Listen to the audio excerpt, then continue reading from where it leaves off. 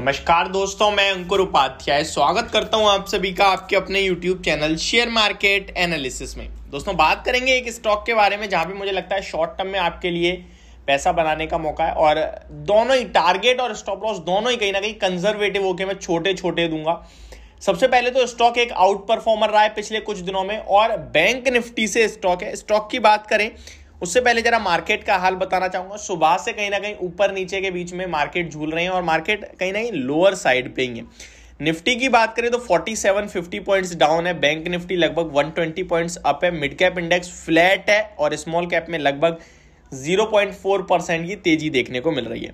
Advance shares सुबह से धीरे धीरे थोड़े थोड़े कम हो रहे हैं। अभी 1180 शेयर्स पॉजिटिव हैं जिसके सामने 824 शेयर्स नेगेटिव देखने को मिल रहे हैं आप सभी को। European market flat to negative open होते हुए दिख रहे हैं, ऐसे संकेत आ रहे हैं, इनफैक्ट हो चुके हैं, नेगेटिव ओपन हुए हैं, फ्लैट टू नेगेटिव।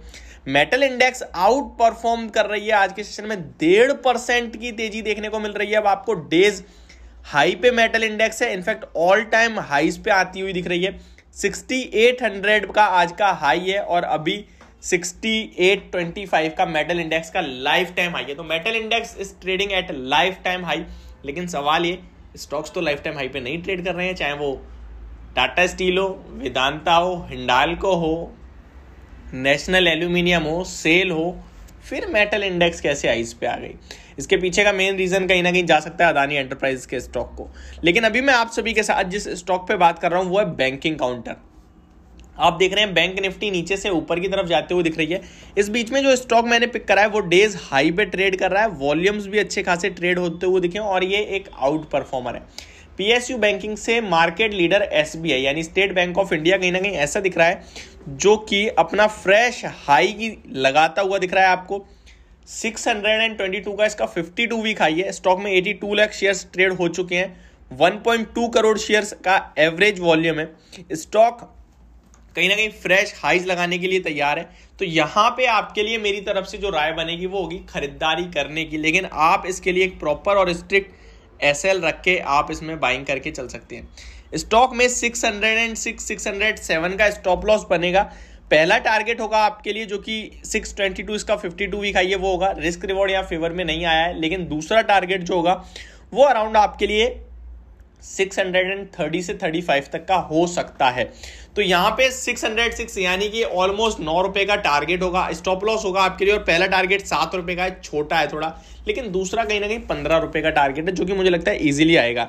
स्टॉक में जो कंटिन्यू कंसोलिडेशन चल रहा था वो मुझे कंप्लीट होता हुआ दिख रहा है। 600 to 590 के बीच में कंसोलिडेट होकर स्टॉक दोबारा ऊपर जाने के लिए तैयार है। स्टॉक में काफी फ्रेश मूव दिख रहे हैं। रिसेंटली मैंने आपको क्रिस वुड की एक पोर्टफोलियो की वीडियो बनाई थी जहां हमने देखा था कि फाइनेंशियल स्टॉक्स में उनका वेटेज बढ़ रहा है, उसमें से एसबीआई टॉप पिक है कहीं ना कहीं। तो ये एक आउट परफॉर्मर रहा है और मुझे लगता है अभी इसका मोमेंटम चल रहा है और ऊपर जा सकता है। ये स्टॉक फ्रेश हाइस पे ट्रेड कर रहा है, बट ऐसा नहीं है वैल्यूएशन स्ट्रेच हो गया। अभी भी 13 के पीई पे भारत की सबसे बड़ी बैंक कहीं ना कहीं सरकारी बैंक, मुझे लगता है यहां से भी आपके लिए और ऊपर के लेवल्स आते हुए दिखेंगे। रिसेंटली जो नंबर्स आए थे वो भी शानदार थे, हाईएस्ट एवर नंबर देखे आपने कंपनी की तरफ से।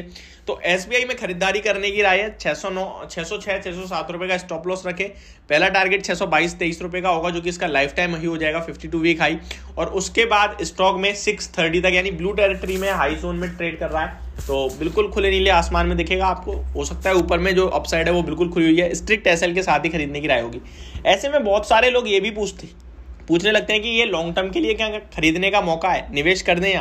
तो इसके लिए मैं आपसे कहूंगा ये ऑलरेडी हाई लेवल पे है, तो अभी ये जितना भी लें, अगर गिरता है किसी भी रीजन से तो आप वहां एवरेज कर सकें इतना पैसा जरूर बचा लेना। स्टैगर्ड वे में खरीदारी करने की राय होगी। बाकी स्टॉक ये पॉजिटिव दिख रहा है और अच्छा दिख रहा है।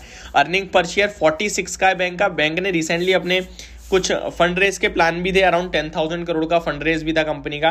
मोतीलाल ओसवाल की तरफ से एक हफ्ते पहले 700 रुपए के टारगेट भी आए हैं इस स्टॉक को लेकर।